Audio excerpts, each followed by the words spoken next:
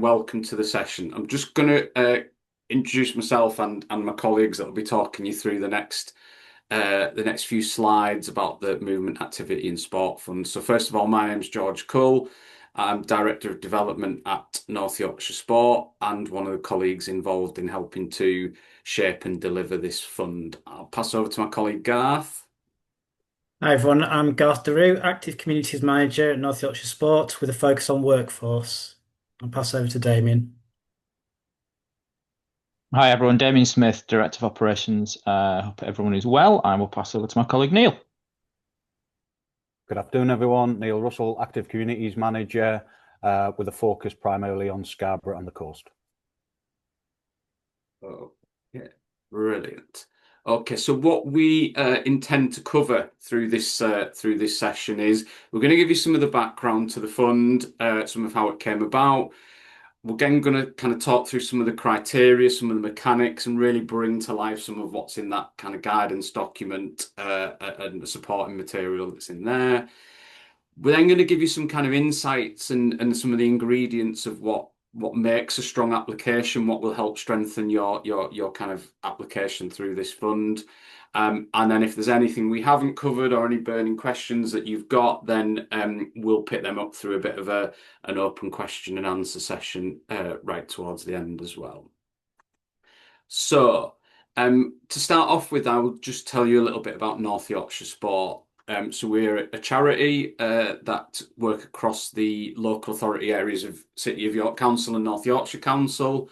We've actually existed for 25 years this year, of which 11 of them have been as a charity. We launched as a charity in 2014. Our main purpose, our reason for being is around reducing inequalities through movement, activity and sport. We're actually part of a national infrastructure, so there's one of us covering every county in England, all doing slightly different things, but we're part of a national network and predominantly get investment from Sport England through the National Lottery. We've worked on investment programs such as this before, and recent kind of examples include managing the UK Share Prosperity Fund on behalf of North Yorkshire Council, delivering a sport and active travel grant scheme there, and also on behalf of Sport England managing the Together Fund and investing kind of lottery funds on behalf of Sport England there.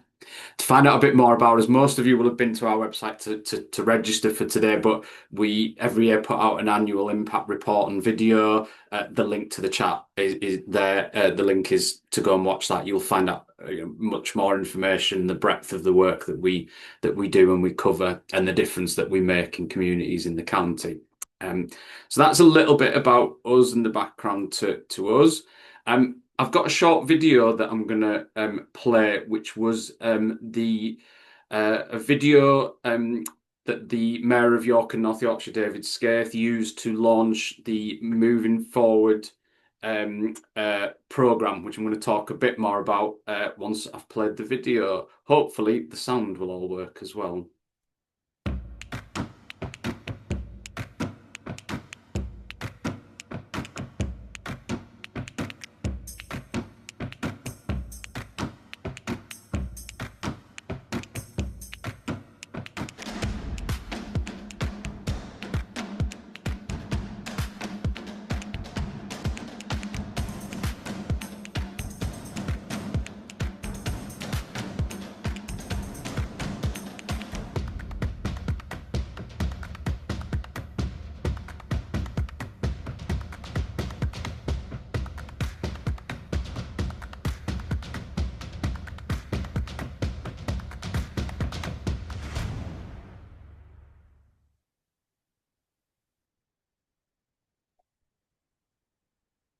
Okay, so that just gives a flavour and an overview of the Mayor's Moving Forward campaign.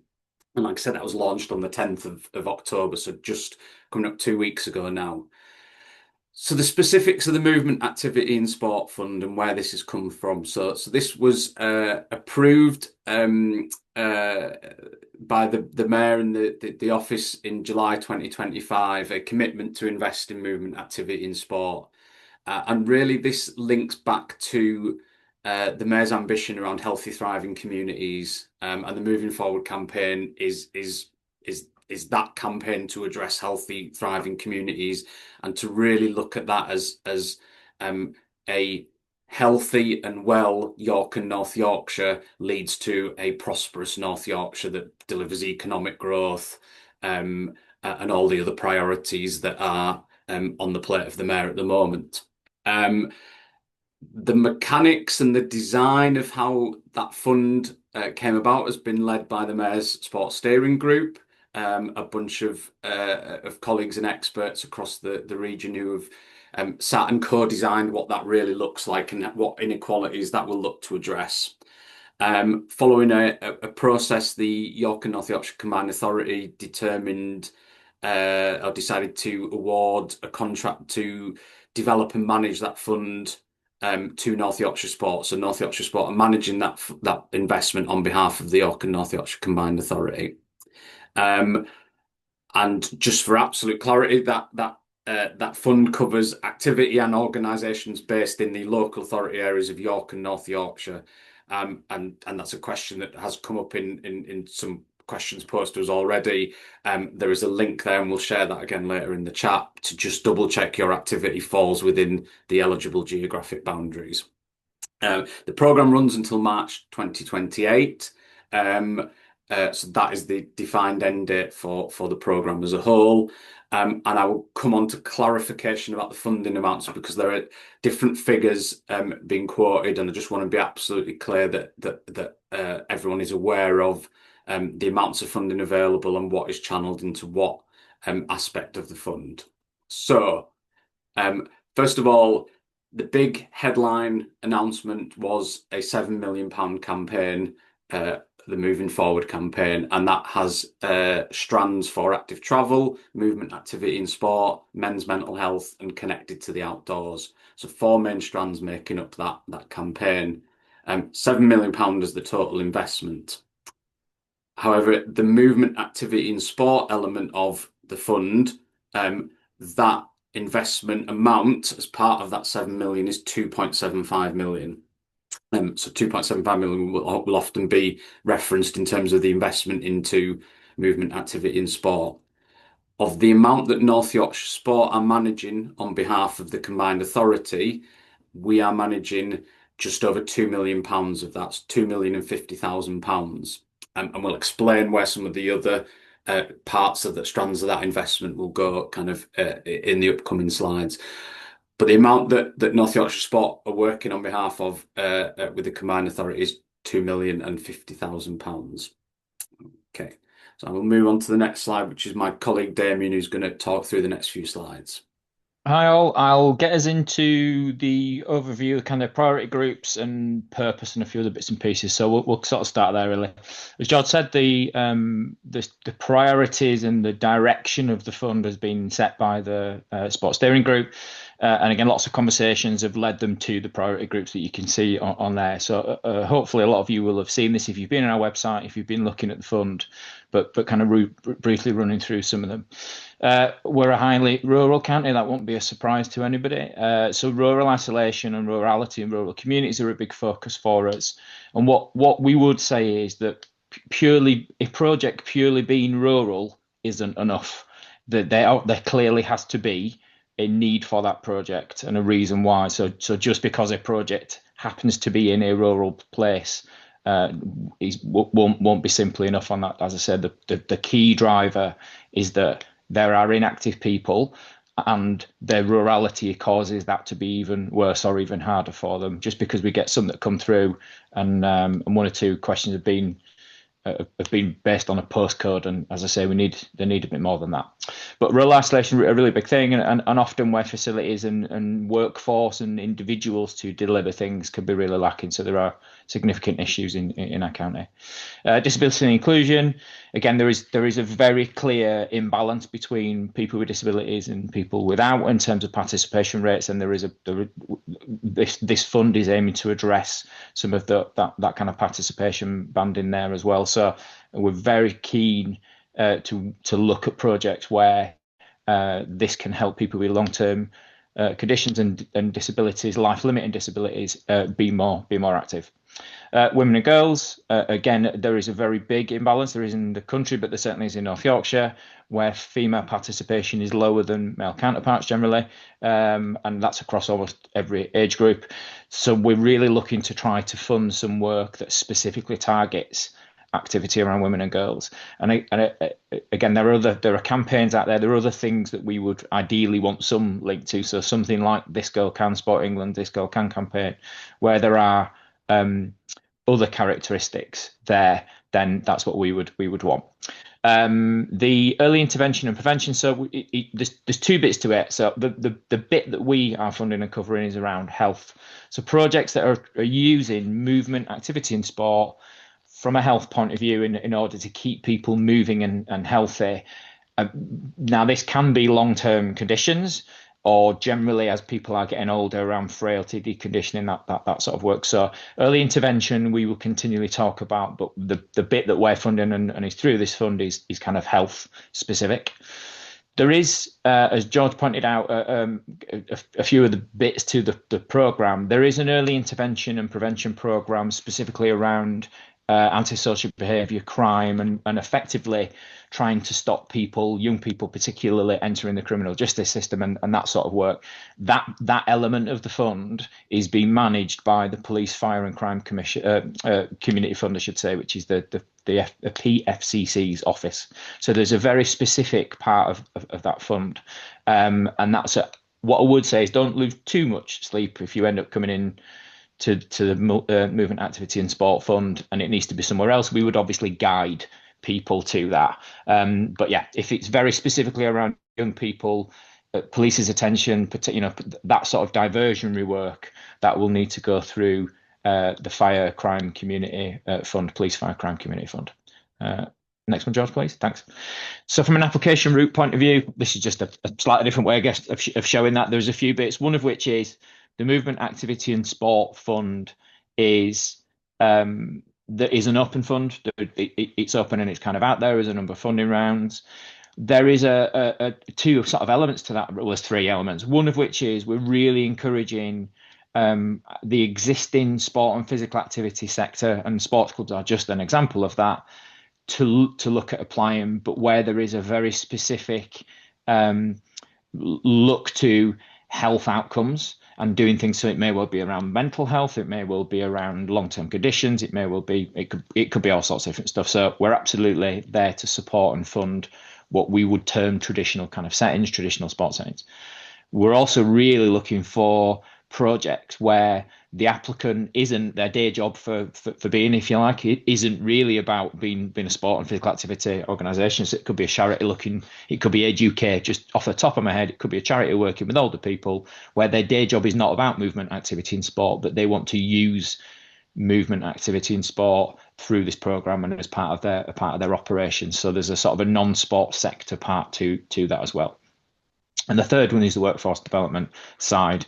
Investing in people and skills and a skilled workforce in the right workforce in the right place for people is incredibly important. There's a lot of work going on in the county around workforce, and I'll let kind of Garth touch on some of that a little bit later. The early intervention stuff, which I mentioned, the PFCC fund is there. There's also, and people will be hearing active travel in terms of the overall campaign. There is going to be an active travel programme and investment theme as well that will come through that particular part. The combined authority are kind of managing that, and yeah, that's anything around active travel. Again, if it comes through this fund, we will kind of support people to get it to the right place. But there will be the details haven't been launched yet. It's not quite at the point of launching, but there will be resource there for people looking at active travel. From a purpose point of view, and again, we've sort of touched on some of these, but what we really want is we want the investment and the money to be looking at things that encourage that behaviour change. So rather than quick fixes and short-term things, ideally projects that we want to support are looking at how we change people's behaviours around moving more and being more active, or that there is a particular part of the system that isn't quite working as well, and this fund could help with some of those systemic issues. Behaviour change stuff is really, really important to us. It's it is the gift that will keep giving. If we can change people's behaviours and perceptions around being active, it will well outlive, and their participation will well outlive the length of the funding programme. We sort of touched on inclusivity, but again, from a diversity point of view, again, what we want to try to do is reach some new audiences. That there will be a real focus on trying to encourage audiences that might find it harder to be active, or it just may not be across their radar in those priority groups. So again, ethnically diverse communities are a really great example of where there is some very clear barriers in place, or there are specific reasons why they're not taking part, and this fund is to try and address some of those. We want to really look at the partnerships between traditional and non-traditional, and again, there's a lot of really great ideas, a lot of great projects that we know of where the partners are what would be a traditional sports club, let's say, and a charity or an organisation that is working with one of the target groups, so that we're really encouraging of those types of partnerships. Touched on the workforce side of things a little bit, but again, we'll look at the skill development training side. Our workforce is really important to us, and having people with the right skills, competencies, behaviours, and attitudes to help other people get active is really important. We will never really have enough of the workforce, but we're really keen and clear in this project that we're really happy to fund people. And again, if it's funding people and training and getting people into those roles, when the funding stops, they will hopefully continue on that good work. So we see that as a long-term investment. And again, all the projects are ideally looking at sustainability around behaviour change and movement. It's not to say that every project has to last forever, because the reality is that things don't. But what we want is that the project focuses on behaviour change, and ideally there is continuation of activity. People are still active even when the funding stops. So that's something to be really sort of mindful of.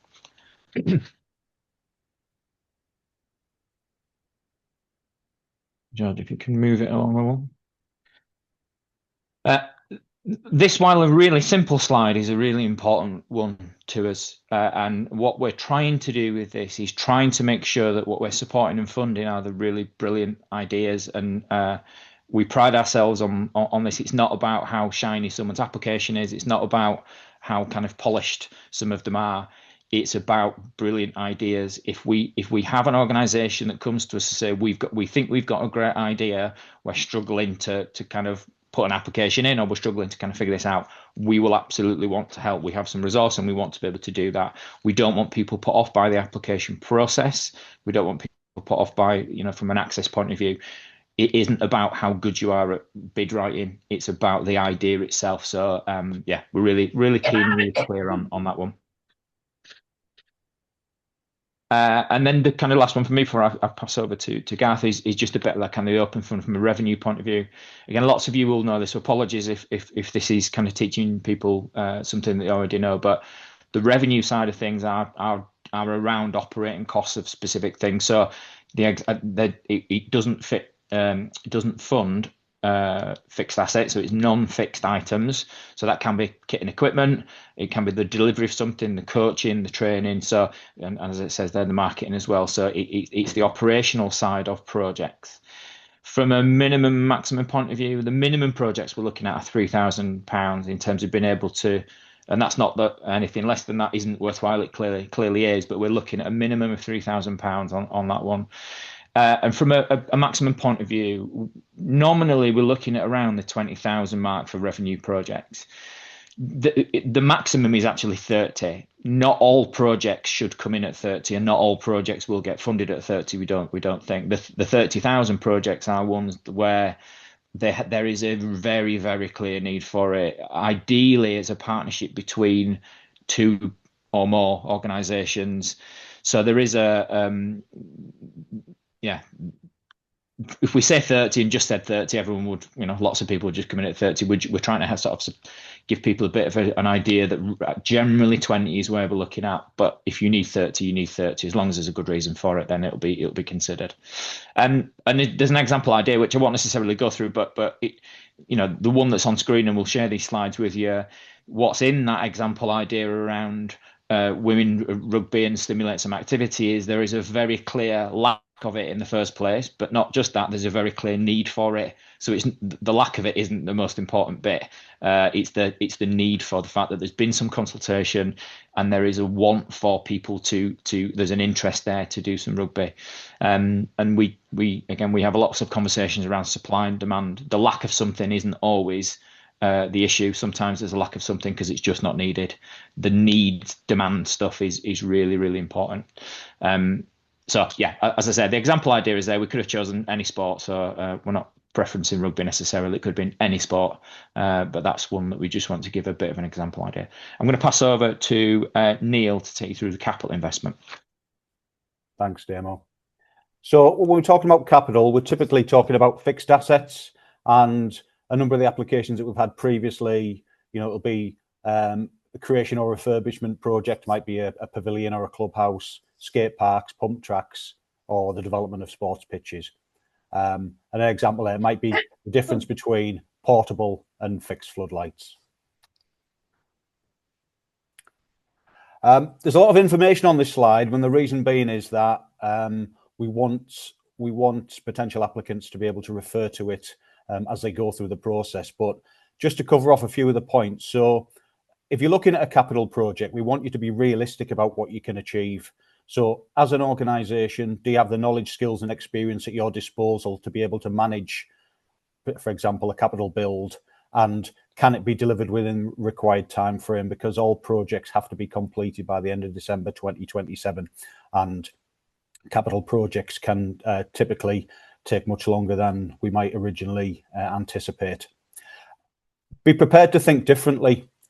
Is what you are proposing the best way of delivering the outcome you want and need? And an example I will give is we've had a number of contact in the past around possibly junior sports teams asking about a changing room refurbishment, when quite a lot of the evidence suggests that children and young people actually turn up to play sport changed now. And actually, when you drill down, what the club really needs are an area where they can prepare catering, where they can sell teas, coffees, etc., and toilets. And the Football Foundation, as an example, have started to create facilities which cover that, which don't require the refurbishment or rebuild of pavilions, and do so at a much lower cost. So just be prepared to think differently and challenge what history might have told us we need, and see what's out there. Security tenure. Do you have the permission to build something or create something on the site that you occupy? So do you own the freehold to the site, or have you secured a lease at least 10 years? And if you don't own the site or hold a lease, can this be attained with the landowner within the required timescale? Planning permission. So does the development need planning permission? And if so, have you achieved it? And if you haven't achieved it, how confident are you that planning can be achieved within the required time frame? Match funding. Have you got all the match funding you need for the project? And if you haven't, how confident are that you will attain the match funding within a timely manner so that it can be completed within the designated time frame? A couple that are fairly complex but really important is legal structure. So as an organisation, if you are unincorporated, so you're just a voluntary sector club, is your legal structure appropriate for taking on an asset? Because if you are unincorporated, are you aware of how factors such as disputes with contractors could impact the trustees within your organisation? And what I would say for any of these points, if you want to discuss them afterwards, feel free to get in touch, and more than happy to have a discussion. VAT. If you're not VAT registered, the likelihood is that you will incur VAT on the development of your project, but would be unable to recover it. So is there a partner organisation that's VAT registered? Could there be joint applicants? Clearly there's rules around this, but again, it's something that's worth exploring. Risks and contingency. So again, I mentioned earlier, capital projects have a habit of taking longer and prices going up. So what happens if costs go up? Can the project still be delivered? Do you have a contingency built in? I know it's not easy for VCS organisations. And national governing body input. Have you spoken to your national governing body and attain their support for the project. What I would advise is that we as part of our due diligence with applications, we will be speaking to national governing bodies. So would encourage you to reach out and get the support and get the input of your national governing body reps. Hand over to Garth. Thanks, Neil. So I'm going to cover the workforce fund. So the purpose of this fund is solely to develop a workforce. You'll apply to this strand of the fund if you're planning to develop your workforce to upskill staff and volunteers, or to diversify the offer you currently have in place. So you should consider how you diversify your offer and aim to reach different audience to your core membership. An example of this could be delivering a program of courses to a staff team to upskill them in a certain area where there's a demonstrable need, such as neurodiversity or dementia awareness, and it will provide a defined benefit to the way the club or organisation interacts with the community. So, the next slide, please.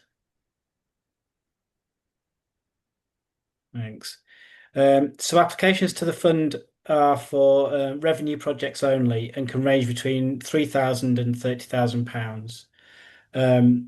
As you're thinking about developing your workforce, think about which of the York and North Yorkshire Workforce Framework themes you can work towards. So that's attract, which is inspire and invite people into the sector through inclusive values-based recruitment. Develop, which is equip people with the skills, knowledge, and confidence to succeed. Progress, which is provide visible, fair, and supported career pathways across roles and sectors. And retain, which is keep people by valuing, recognising, and supporting them. It should also be noted that if you're going for the open fund, you should still consider your workforce needs and use some of the funds to develop your workforce, as this is good for sustainability and capacity building. Thanks. Back to me. So some of the fund detail stuff in terms of who can apply and project costs and timeframes and whatnot, and then I'll come on to the match funding. I think there's been a couple of questions in the chat. So from an application point of view, any organisation with that governing document can apply. The absolute preference is around non-profit making. That's not to say that commercial organisations can't apply, but there is a kind of a preference and a weighting from the sports steering group around non-profit making organisations, just so that's kind of really clear. They kind of already touched on this, but I'll just reiterate the sort of two sides to it, I guess, is where there is a diversification to reach new audiences by what would considered kind of core membership, core sports clubs. We're absolutely welcoming of that. We want traditional settings and really great places where people are active to look at new and different ways to get bring people through the door is really legitimate. But we're also working really hard with lots of our non-sport sector kind of colleagues, and again we'll be reaching out and speaking to charity sector and a whole range of others where their purpose isn't about getting people moving, but it sits really nicely. And again, off the top of my head, I can think of organisations where young people, adults or older people, are being supported for a specific need that they have, and that this is built into their service, it's built into their purpose. So where they've already got that trust, where they've already got that link with a group of people, and they can support them and encourage them to be active. So yeah, that's the kind of non-sport sector and sports sector part. And we would really value those partnership side of things. Again, the really great projects we see coming forward are the ones where there is this kind of both bits really. So from a revenue point of view, kind of already touched on, but minimum 3,000, kind of maximum at 30. We would see mostly 20-ish thousand, but as I say, up to 30 when they're really great, and particularly where there's a partnership approach in place. The capital side, because it needs to be £1 less, it can't be 50,000. So it's 49,999. So that's the maximum capital amount that can be applied for through this fund. And from a timescales point of view, the project spent, done, money done by January 2028. So might seem like a long way away that, but in when you're talking capital projects and various others, it's actually not that far away. Thanks, George. So, match funding point of view, there's a few slides that kind of reiterate a couple of bits and pieces. So, where anything under £10,000, and you can see there 9999, there's no match funding required. We would strongly encourage it. Of course, we would always encourage that stuff. It makes the investment go further. We would really welcome it. Of course, we would. What we're saying is there is no match funding requirement in order to be successful and get through. Between 10 and 20,000, £1 short. There is the movement activity and sport fund can fund up to 90% of those total project costs, and again we'll show you something in a second. And anything between 20 and 49, so that's both capital and kind of revenue above 20. It's up to 80%, so there's kind of a requirement there around 20% sort of match. So I'm going to move on, George. Thank you. So from a capital point of view, again, slightly different way of showing it. There's a minimum and sort of a maximum, really. So from a minimum point of view, the minimum project costs on the capital fund are 62 and a half, where that match funding requirement is sort of 12,501. It doesn't quite work out to be round numbers because of the whole 4999 thing, but that's just it just is what it is. We can't fund anything 50,000 and over. It starts to put it in a different space with the combined authority. And obviously, the maximum project costs are, from a capital point of view on this basis is £250,000. So that's where you would be looking to apply for 49,999, and other funds, other monies are funding the other £200,001. Yeah, moves on, George, if that's okay. So from a revenue point of view, again, between 20 and sort of 30, so above 20,000, there is a requirement there around 20% match, or sort of 80% of the total project cost being covered by the movement activity and sport fund.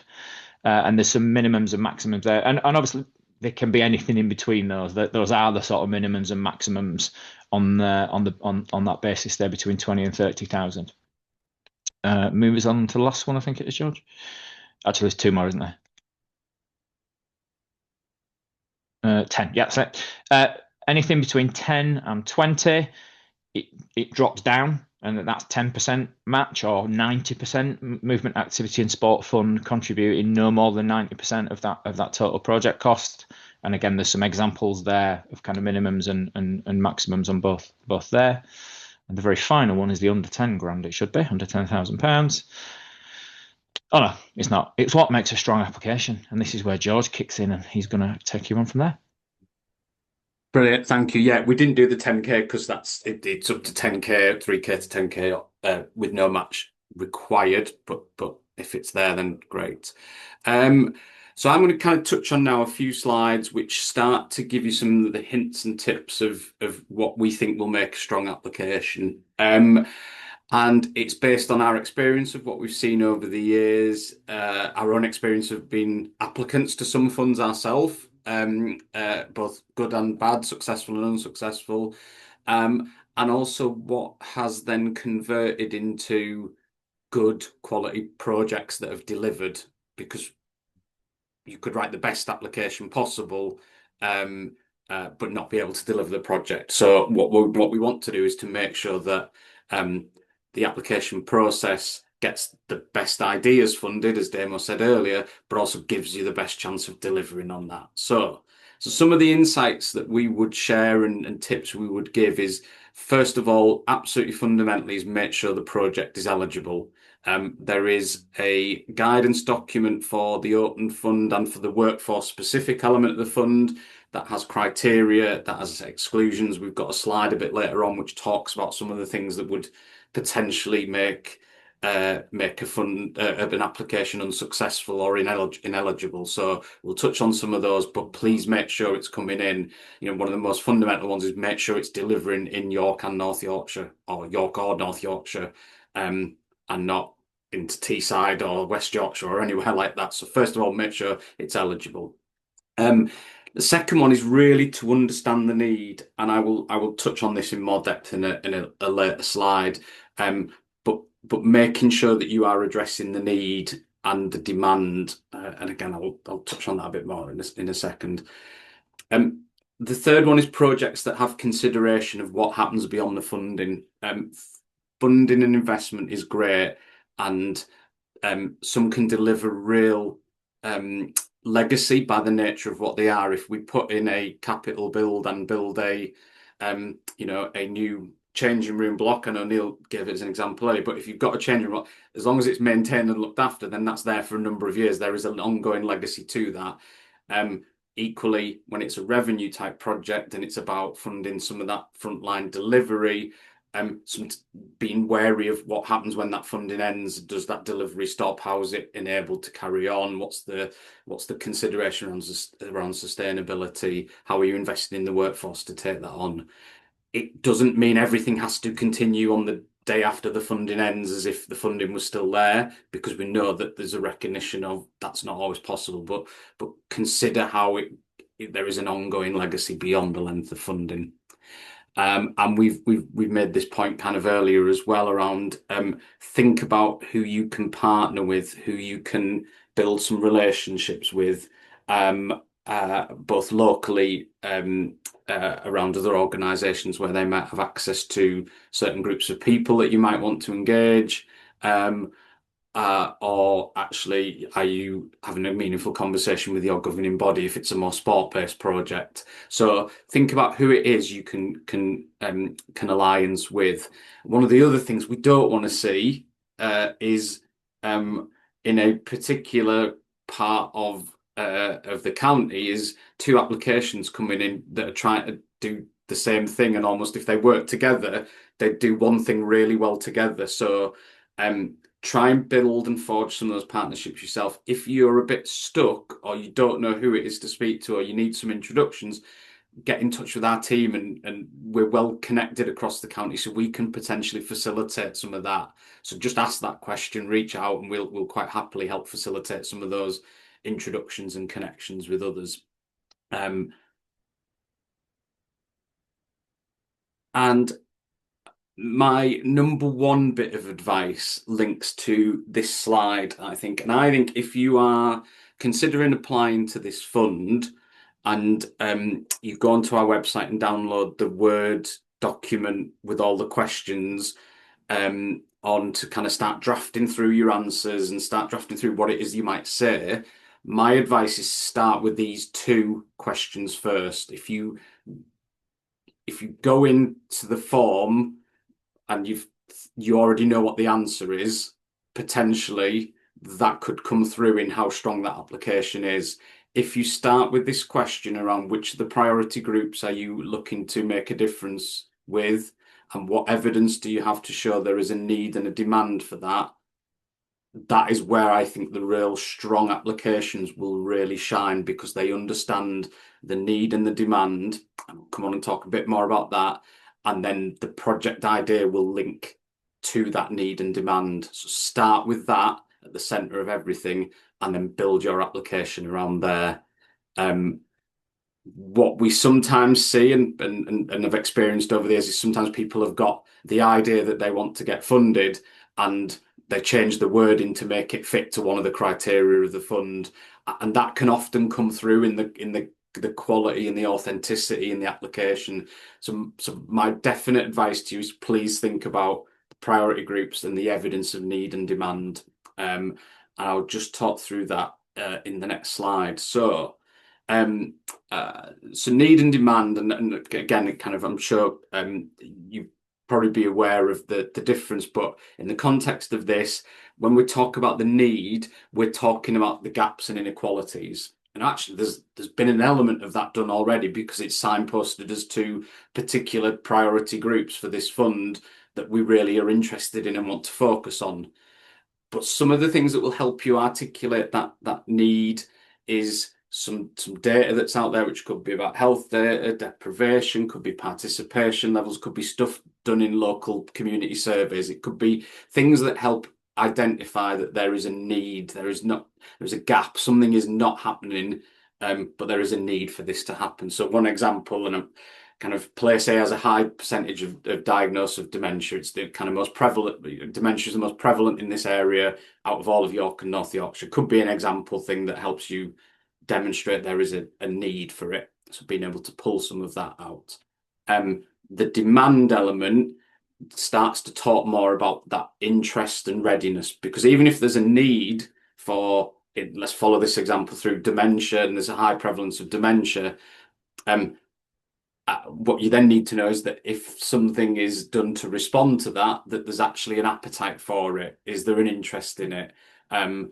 If you went and spoke to a group of people with dementia and actually all they wanted was to go to a community cafe and do singing every week, then you don't have the demand for that, or you can't stimulate the demand. So it's how the two go hand in hand.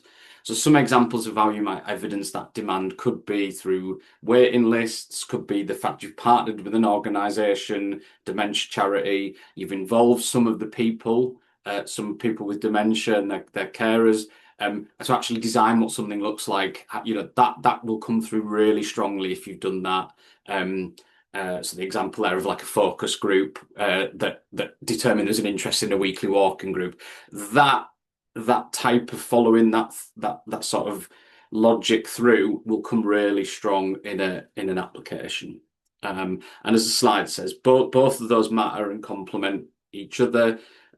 We can point where the inequalities lie, and then who's ready to engage. And there's a real nice sweet spot in there. So hopefully that helps you when considering around that kind of, how do I really make the case for why my project idea, the development I'm thinking of, why is that needed?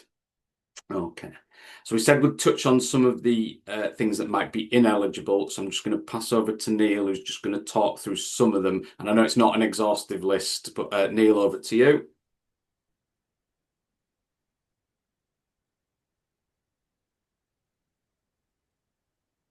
Thanks, George. So what may stop a project from being funded? So it's already been covered, but if there's a lack of alignment to the priorities of the fund, or it's for ineligible activities.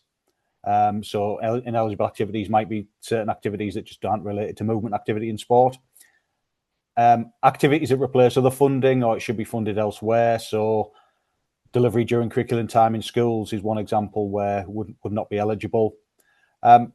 Bid writers and consultancy fees. What we want to assure applicants is that we're here to provide support around developing applications. As has been highlighted in the presentation, we want the best bids, the best ideas, not the best bid writers. So please come and have a conversation. Don't worry about quality of your application. We'll provide support. Projects that have already started. So you've got an idea and you've been running with it, but you possibly need additional funding, but the project is already underway, then that wouldn't be eligible. It's been covered significantly. Insufficient consultation and evidence. We want to be able to demonstrate that there is demand and need for this project. Poor value for money.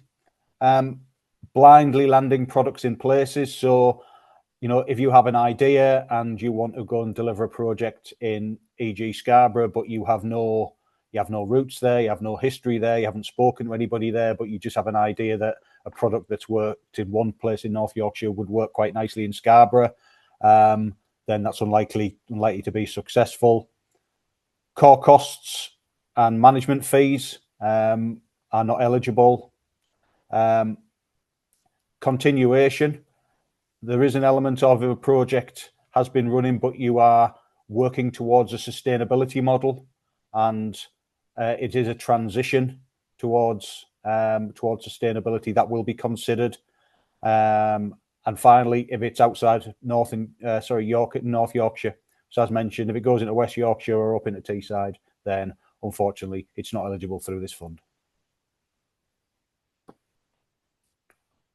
Brilliant. And back to me for a couple more, just to outline some of the support that is available to you. So we want this process to be as supportive and as nice as it can be for an application for public money. We need to balance that transparency, that accountability, but also make sure that that is as accessible and wide-ranging as it possibly can be. So we have published a guidance document on the website. What I will say is, if you downloaded that guidance document, I would go back to the website and re-download it. We've made a couple of updates to the criteria, to the what we articulate through the guidance. We've added in a couple of examples around the match funding. So if you've got an existing guidance document you've downloaded, I'd just go back and just to double check, get the latest version that's on the website there. We have a shared grants email address, which myself and my colleagues on the call have all got access to. Some of you may have existing relationships with us, and that's fine to sort of do that. But actually, what we would advise in most circumstances is go through to the grants email address, because then any one of us can pick that up and be able to respond to you and determine who it is that's best kind of place to respond. So please do try and use that. You can ask questions that, if you in half an hour's time you've got a question that you forgot to ask or has just come into your head, just pop it into the grants email address, and we will kind of get back to you. There's some advice and answers to your questions there. We are going to take the questions that have come through from today and publish it like an FAQs document and add that to the website in the coming days. And we'll start to build on that with any that come through to us that we feel are transferable in terms of being questions. So if it's a real specific question about your project, we probably won't transfer that one over, but actually some generic questions about mechanics and logistics and things like that, we will transfer over to the FAQs and try and update that sort of on a weekly basis. As I mentioned earlier, if you kind of want to work with others, if you need some support to kind of reach out to connect with other people in your places or in an area that you want to work in, just go to the email address and ask us for support with that, and we'll use the connections that we've got to facilitate some introductions and help you do that. At the point where you do apply, you will be allocated a case manager who will be the one who will work with you and support you over the kind of the next part of the process. So at that point where you apply, you may have already had some contact with them via a general contact through the email address, but at that point you'll have a dedicated case manager who will be someone you will be conversing with, and for continuity, they'll get to understand your project and where you are at as an organisation. One of the things we want to say as well is that there's a question about development needs, and that's not a trick question to catch anyone out. What we really want to encourage here is some honesty around where you're at as an organisation, and are there things that you think we need to be better at, or we haven't quite got round to. You could be an adult-only organisation that are trying to branch out into doing something with children, and you haven't quite got your safeguarding policy in place. What we don't want to do is have someone not apply to us because of that. What we want them to do is say that that's the case, and we can then look at how we work and support you in terms of developing what that might look like. So it is not you need to be watertight and 100% perfect as an organisation. We just want you to be honest, because we would like, as an outcome from this, the projects to happen, the delivery to happen, more people engaged and reached. But if we can strengthen the organisations, the workforce, the people behind that as well, that is a really good outcome from this fund for us. So please do be honest in that section. It's not about getting marked down because you list some things that kind of don't make your organisation perfect. The other thing to say is we'll talk about the rounds in a second, but we may update this guidance document again for round 2 based on the learning from round 1, and that might be the general learning of things that we've picked up, that we can tighten some messaging or tighten some of the guidance. But also it may be that, for example, every project that comes in this round is all about women and girls, and we have nothing that's addressing rural isolation. So we may do specific calls that promote more projects in a particular priority group, and it won't be we'll only fund that. It will be just more of an encouragement for people to think about projects that address particular priority groups. Linked to that, we haven't split up the priority groups and have an allocation for each one, so that there's not an amount for women and girls that once we've spent it we can't fund anymore. We're looking at how we get a balanced portfolio, but that will all depend on what applications come through. Last one from me for now is the process of applying. So whether you are applying as a sports club, as a non-sporting sector organisation, or if you are applying to the workforce strand of this fund, you will come through a single front door, the same application form. Depending on some of the answers to your questions, you might have slightly different questions to answer. So if you're applying for capital, there are a couple of supplementary questions for there. And if you're applying for workforce, there are some workforce specific questions in there, but you come in through the same front door, the same link for the application form. It is an online form, and that for us is our grants management portal. So the completion of the form is really important because we use that information to transfer into funding agreements and things like that. So it's important that form is completed. But the limitation with it is you can't save that document, save that form, and come back to it. So we have published a Word document which has all the questions which you can use to draft your answers in, and then copy and paste them across in one go and submit. So that is available on our website for both the open fund and the workforce specific. As we said, the case manager will support you. So what you submit, we will come back, we will check and challenge some of what you've submitted. We may ask for clarification. We may ask for you to submit some more information. It's not a once you've pressed submit, that's your application in its final completion. We will work with you to get that to a place where it stands a chance of going forward and being assessed. We will do some due diligence to accompany that. We want to make sure that we're responsibly handling public money.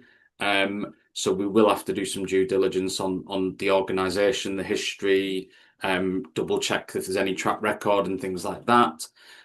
Once we've done that, we will make some recommendations around each application that will go to an independent panel that doesn't consist of any members of the North Yorkshire Sport team.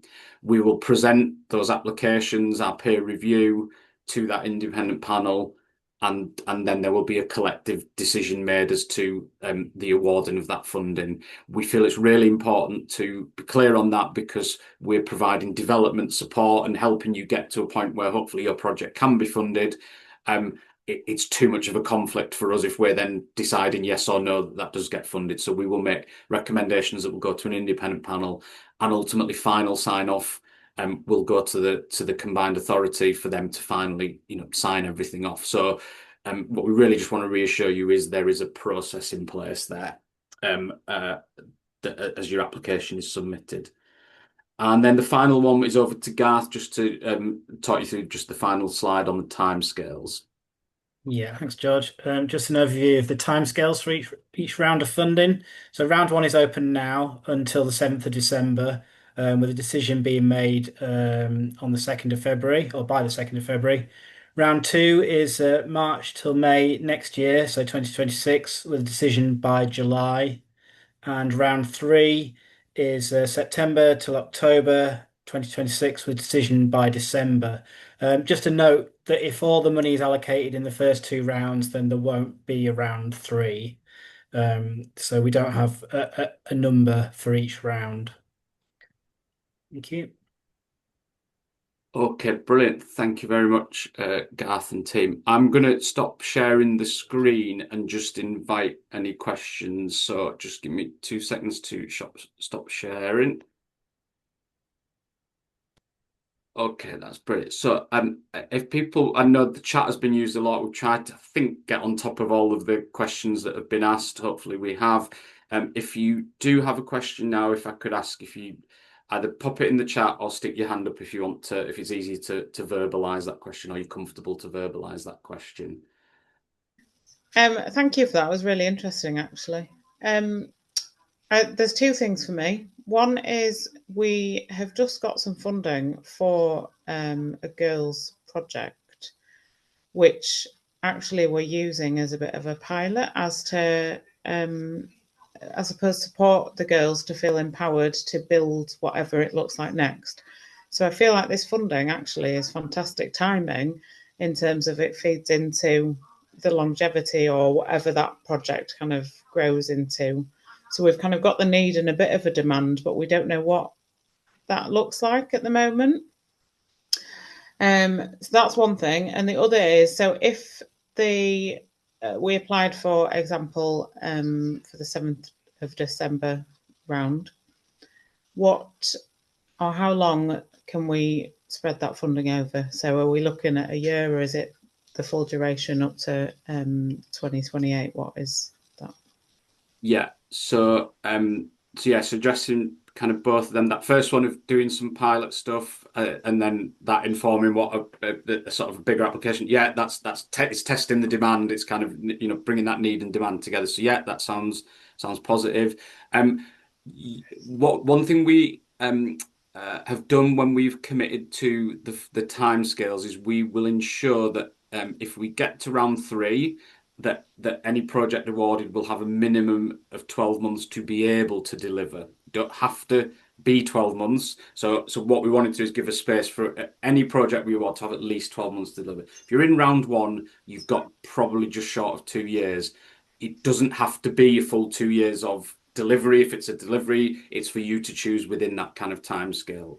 Right, okay. I'm going to say this with a sense of irony, but you might have a capital project that's done in 10 weeks. I'd be surprised if any are. But actually, you don't have to drag that out to make it 52 weeks just to satisfy minimum criteria. So it's just within the timescales. What we need is everything delivered by January 2028. That's the main end date. But So it's kind of flexible on how Yes. many months. I guess it comes down to funding, doesn't it, and how long we can make the 20 or 30,000, Yeah. I suppose, last in terms of what we want to achieve with it as well. Yeah. So, Yeah. perfect. Okay. Thank you. That's Got Bethan as well. So Bethan, if you want to come off mute. Hi, I'll try my camera as well, but I haven't seen myself today, so okay, I don't look too bad. My question is following up from Jess's, which is that if we went in for round one, similarly on kind of like a smaller pilot, would we be eligible for round two if we haven't spent? Because obviously that's not very long between those two rounds. Or do we, if we're going in for round one, say it, under 10k, but we're not finished that within that kind of first few months, does that then mean we can't make a bigger application to round two or possibly round three if it comes through? I think on that, I think we would want to see if you came in for an initial bid that was closed down before any further was being awarded. Okay. We would consider something that came in for round one that potentially then another bid coming in at round three, perhaps, because I think round one to round two will be quite a short time scale. Yeah. But there would be no guarantee that even a successful round one would lead to creating the case for a round three. It's not it's not an automatic thing. Great. Okay, that makes sense. And so just to make sure I'm absolutely clear, the £20,000 to £30,000, that is not per year. That is the total amount that you could apply for, even if our project runs from January 2026 all the way through to the end of 2028. Yeah, that's correct. It's a total amount that you could apply for, not a total amount per year. Okay, thank you. That's helpful. Bethan, just while you're on, because I'm trying my best to keep up with the chat, and I've seen that you posted one in there, so I'll just wanted kind of that final one. So maybe it wasn't clear in my chat bit, but the key driver around youth projects is that they are inactive. That's absolutely the key driver. It's an even stronger, more compelling case if there are other things at play. So yeah, absolutely. We will fund anything where people are inactive, and there is a really clear reason why that's in place. There's a clear barrier, or the offer isn't right, or you've done a lot of consultation and the context isn't right, or whatever it may be. Absolutely, it's eligible. It's even stronger from a kind of a health and equalities point of view. Sorry, I just wanted to be clear on that. Fab, thank you. That's really helpful, Damien. No worries. Thank you, Bethan. But otherwise, thank you. Reach out if you do have any questions relating to the fund, and we look forward to hopefully working with certainly some of you over the coming weeks, months, and years.